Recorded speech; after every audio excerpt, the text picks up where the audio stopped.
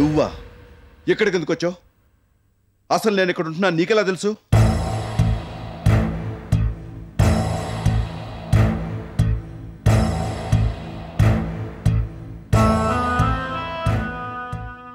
మీరిక్కడ ఉంటున్నారని తెలుసుకున్నాను. మీకోసం వెతుక్కుంటూ వచ్చాను. ఎందుకు వచ్చావు? నీ మోహన్ చూడడమే నాకు ఇష్టం లేదు.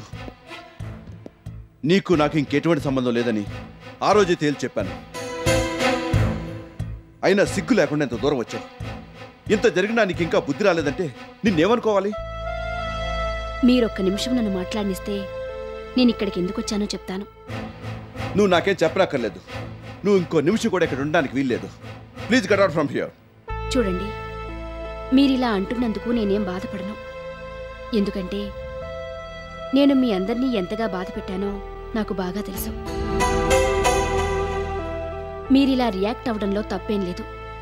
కాకపోతే ఒక్క నిమిషం మీరు ప్రశాంతంగా ఉంటే నేను చెప్పదలుచుకున్నది చెప్పి వెళ్ళిపోతాను. ఇంకా నువ్వు నాకు చెప్పడానికి ఏం మిగిలింది? నేను మీ ఇద్దరి పట్ల చాలా అసహ్యంగా ప్రవర్తించాను.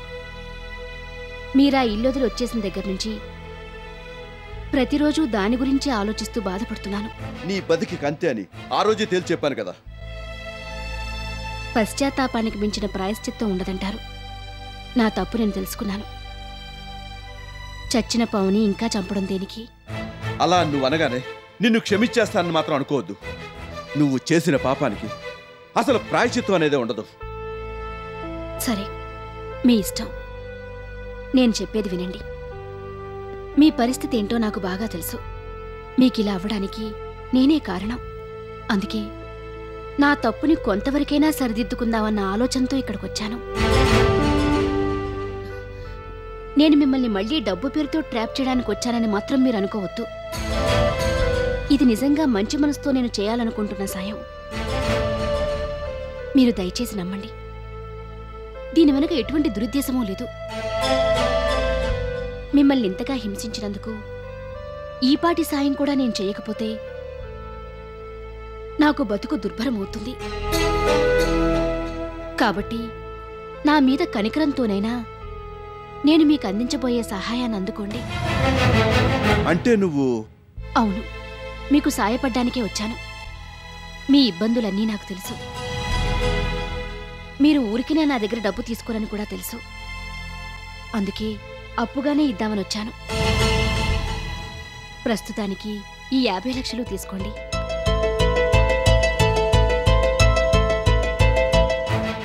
నువ్వు నాకే సాయం చేయక్కర్లేదు. నీ సాయం అందుకునేంత దిక్కుమాల పరిస్థితిలో నేనేం లేను. నువ్వు నా గురించి ఏం ఆలోచించి ఫీల్ అయిపోనక్కర్లేదు. నీ మొహం నాకు చూపించకుండా ఉంటే అదే 10,000. దయచేసి ఇంకెప్పుడు ఇటువైపుకి రావద్దు. నీకు చేతన అయితే ఆ సాయం చేసి పెట్టు. చెప్పింది అర్థం కాలేదా? నీ సాయం నాకేం అక్కర్లేదు. నువ్వు వచ్చిన దారినే వెళ్ళొచ్చు. I just don't want to see your dirty face. Get out from here.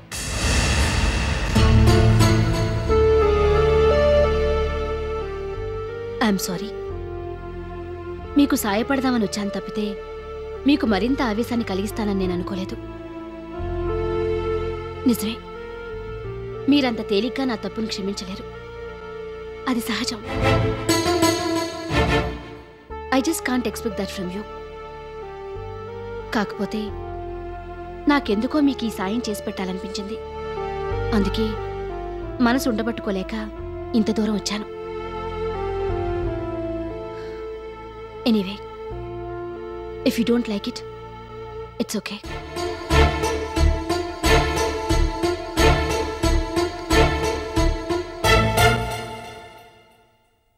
నేను ఇంకా ఎక్కువసేపు ఉండి మిమ్మల్ని ఇబ్బంది పెట్టను. ఒక్క విషయం మాత్రం తెలుసుకోవాలనుంది. దీని వెనక కూడా ఎటువంటి దురుద్దేశమూ లేదు. నా మూలంగా మీరెంతో నరకాన్ని చవిచూశారు. ఇప్పుడైనా మీరు సుఖంగా సంతోషంగా మీరు కోరుకున్న వ్యక్తితో జీవితం గడపాలన్నదే నా ఆశ. అందుకే అడుగుతున్నాను. ప్లీజ్ దయచేసి కోపగించుకోవద్దు. నేనెందుకు అడుగుతున్నానో అర్థం చేసుకోండి. ఇదంతా మీ మంచి కోసమే. ఒకప్పుడేమో కానీ ఇప్పుడు మాత్రం నేను మీ వెల్విషర్నే. మీరు నమ్మినా నమ్మకపోయినా అది నిజం. నువ్వు బయటికి వెళ్తావా లేదా? వెళ్తాను. ఈ ఒక్క మాట చెప్పండి, మీరిక్కడ ఒంటరిగా ఎందుకుంటున్నారు? మీకు నిజాలన్నీ తెలిసిపోయాయి కదా. సుప్రతీకని పెళ్లి చేసుకుని సుఖంగా ఉండొచ్చు కదా. నీకు ఆ విషయాలన్నీ అనవసరం. మేమేమైపోతే నీకెందుకు? నువ్వు మమ్మల్ని పెట్టిన బాధలు ఓ 10 జన్మల దాకా మేము మర్చిపోలేం. చేసిన ఘనకార్యం చాలు, అయిందేదో అయింది. ఇక నీకు మా విషయాలు అనవసరం. Please please try to understand me. కోపంలో మీరు విషయాన్ని మర్చిపోతున్నారు. ఎంత కాదనుకున్నా ఒకప్పుడు మిమ్మల్ని నేను ఎంతగానో ఆరాధించాను, మనసారా ప్రేమించాను. ఇప్పటికీ మీ మీద అదే అభిమానం, గౌరవం నాకున్నాయి. ఆ మాట అనడానికి నీకెంత ధైర్యం? అవునులే, నువ్వెంత సిగ్గులేని దానివో, ఎంత గుండెలు తీసిన బాటువో ఇప్పుడు కొత్తగా తెలుసుకునేదేముంది? మీరేమన్నా సరే నా మనసులోని మాట చెప్తున్నాను అంతే. ఇప్పుడైనా మీరు సుఖంగా సంతోషంగా ఉండాలి. మీకు సుప్రతీక మధ్య అపార్థాలు సృష్టించింది నేను. అవి ఇంకా తొలగిపోలేదేమో. అవసరమైతే నేనే సుప్రతీకతో మాట్లాడతాను. ఎలాగైనా మీ ఇద్దరిని... అమ్మా తల్లి, నువ్వు మాకేం చేయనక్కర్లేదు, మా గురించి పట్టించుకోనక్కర్లేదు. నువ్వు మాకెంత దూరంగా ఉంటే అంత మేలు చేసిందని అవుతావు.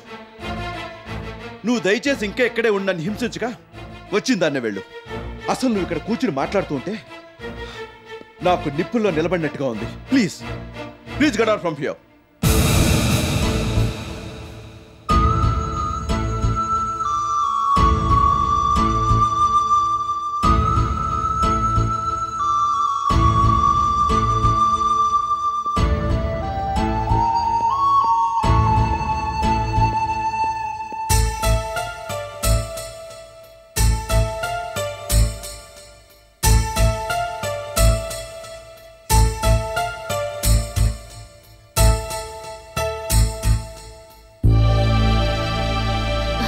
Excuse me.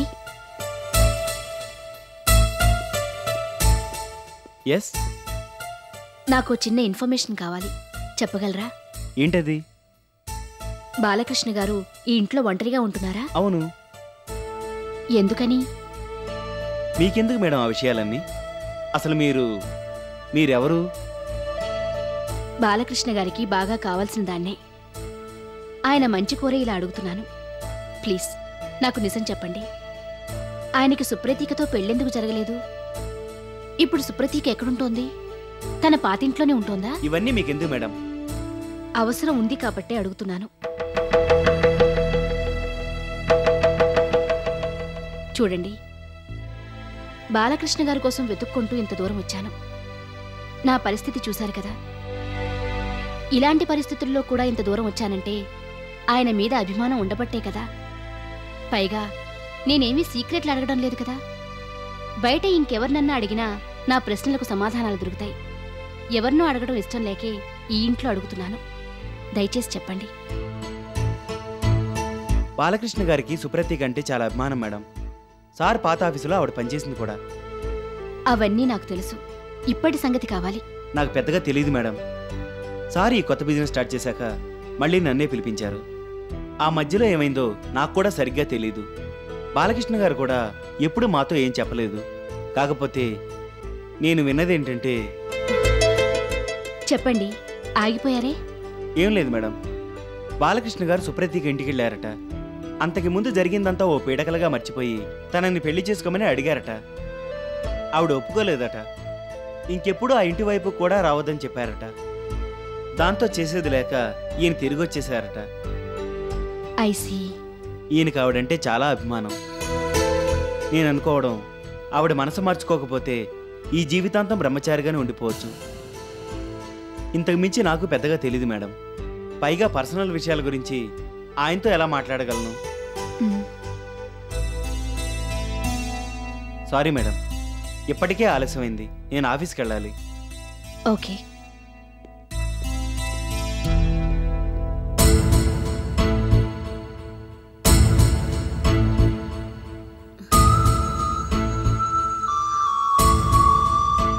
శ్రీలక్ష్మి, శ్రీలక్ష్మి,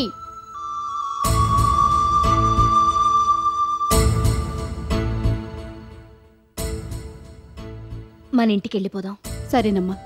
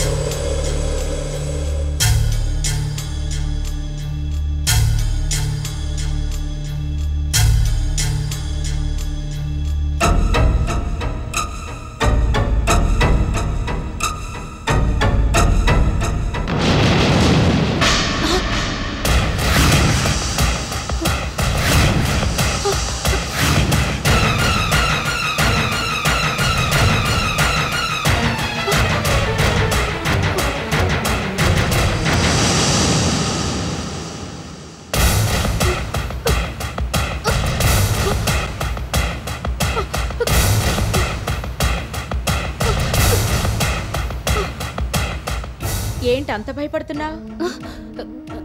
అబ్బే ఏం లేదు. నేను నీకోసమే వచ్చాను. అలా అని నిన్నేదో చేద్దామని వచ్చానని అనుకోవద్దు.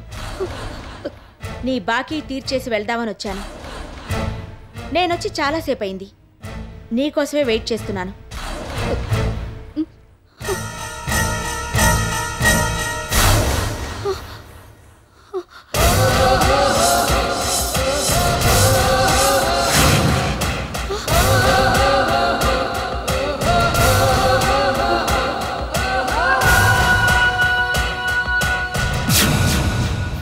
తీసుకో. నీకే చెప్పేది. ఏంటలా చూస్తున్నావు? తీసుకో.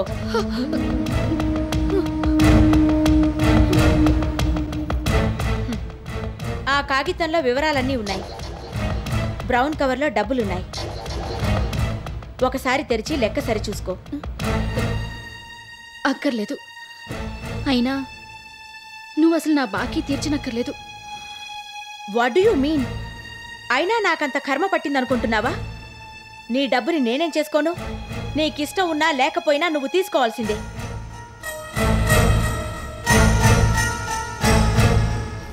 ఇదిగో డబ్బు ముట్టినట్టుగా దీంట్లో ఓ సంతకం కూడా చేయాలి. నీకే చెప్పేది. సంతకం చెయ్యి.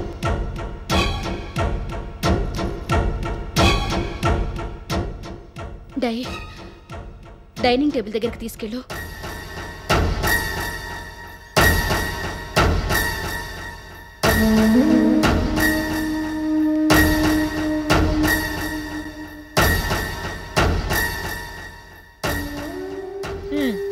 సంతకం చెయ్యి.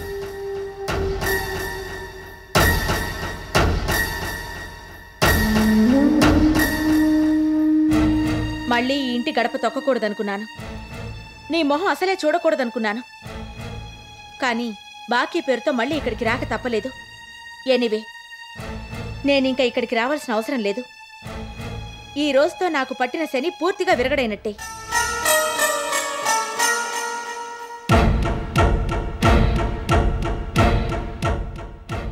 ఏంటి, మళ్ళీ కొత్త ప్లాన్ గురించి ఆలోచిస్తున్నావా? మళ్ళీ మా ఇద్దరి మీద పగేలా తీర్చుకోవాలా అని అనుకుంటున్నావా? నోనో, అబ్బే అలాంటిదేం లేదు. నువ్వు అలాంటి ప్రయత్నాలేం చేసినా అదంతా వృధా ప్రయాసే అవుతుంది. అటువంటి ఆలోచనలేం పెట్టుకోవద్దు. క్రితంసారి చావు తప్పి కన్ను లొట్టపోయింది. ఈసారి మాత్రం అలా జరగదు.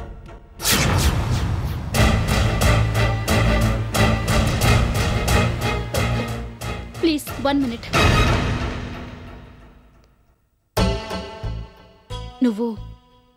నువ్వు వంటింట్లోకి వెళ్ళి నీ పని చేసుకో. నేను పిలిచినప్పుడు వద్దు గాని. సరేనమ్మా.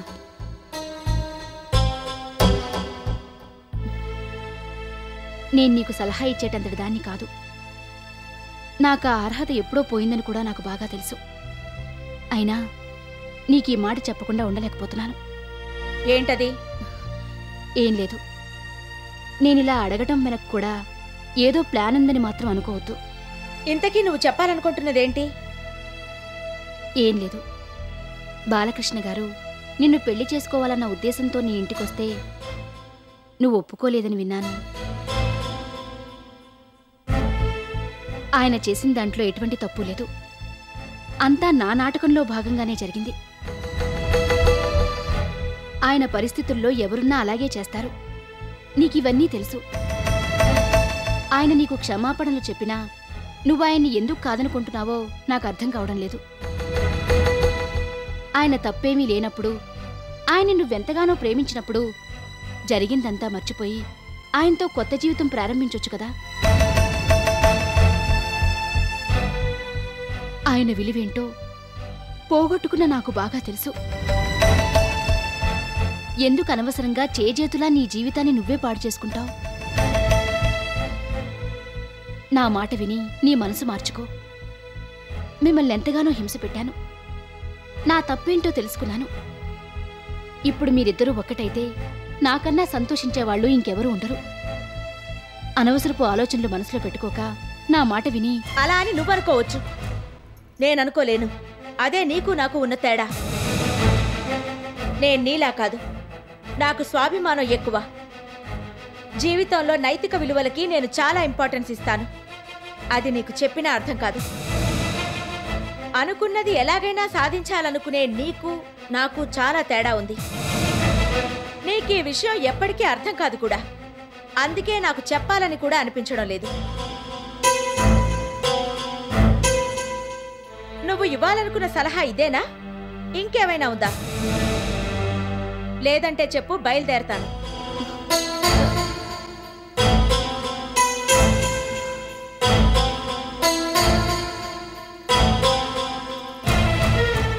ఒక్క నిమిషం.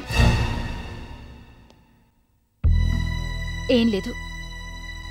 నీకు డబ్బు సాయం ఏమన్నా కావాలంటే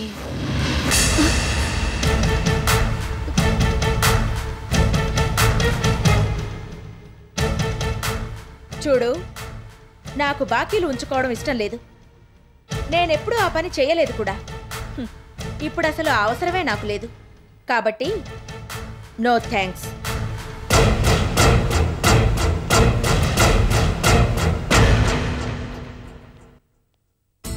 అవును, బాకీలు ఉంచుకోకూడదు. అది నాకు ఇష్టం లేదు.